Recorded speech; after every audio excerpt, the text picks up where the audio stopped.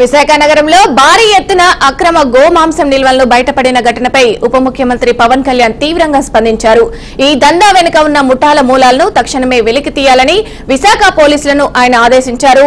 ఈ వ్యవహారంలో ఎవరి ప్రేమేమి ఉన్నా ఉపేక్షించేది లేదని ఆయన స్పష్టం చేశారు.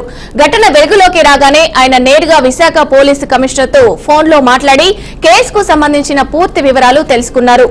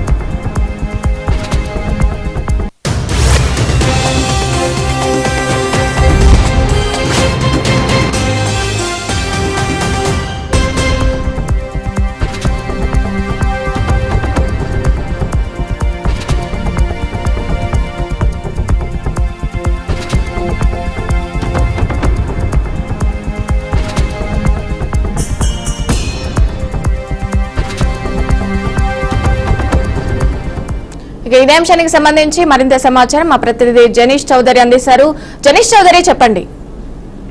ఈ మధ్య కాలంలో మనం బీఆర్కే న్యూస్ లో అరకు దగ్గర మనకి 50 గోవులతో పట్టుబడిన సంఘటన మనం బీఆర్కే న్యూస్ లో చెప్పడం జరిగింది.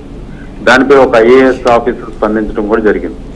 కానీ ఇంత పెద్ద ఎత్తున 1.8 లక్షల కేజీలో మనకు పట్టుబడింది అంటే ఇది చిన్న విషయం అయితే కాదు.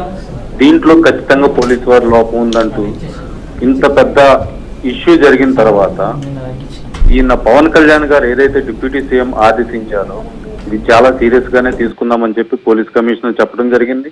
అంతేకాకుండా ఇంత పెద్ద మొత్తంలో ఇక్కడ స్టోరేజ్ లో ఉంది అంటే ఇది మూలాలేంటి?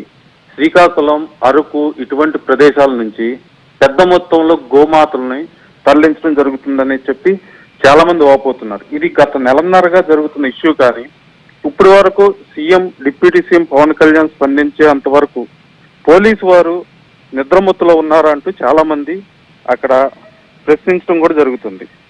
ఈ విషయంలో ఈ రోజు జరిగిన ఇన్సిడెంట్ ఏదైతే ఉందో ఇది చాలా సీరియస్ ఇష్యూ అని చెప్పేసి పోలీస్ కమిషనర్ ఏదైతే ఎస్ఐసిఐ డిపార్ట్మెంట్ వాళ్ళు ఉన్నారో పోలీసు వారు కింద స్థాయి వారిపై చాలా సీరియస్ గా కూడా స్పందించడం జరిగింది. అంటే ఈ ముఠాల వెనుక ఎవరైనా ఉన్నారని ఏమైనా తెలుస్తుందా? యాక్చువల్ గా దీంట్లో చాలా పెద్దవాళ్ళే ఉన్నారని చెప్పేసి ఈ విశాఖ కేంద్రంగా చేసుకుని ఇక్కడి నుంచి బయట ప్రాంతాలకి తరలి వెళ్తుందని చెప్పి 1.8 లక్షల కేజీల మాంసం స్టోరేజ్ లో ఉంది అంటే ఇది చిన్న విషయం అయితే కాదు.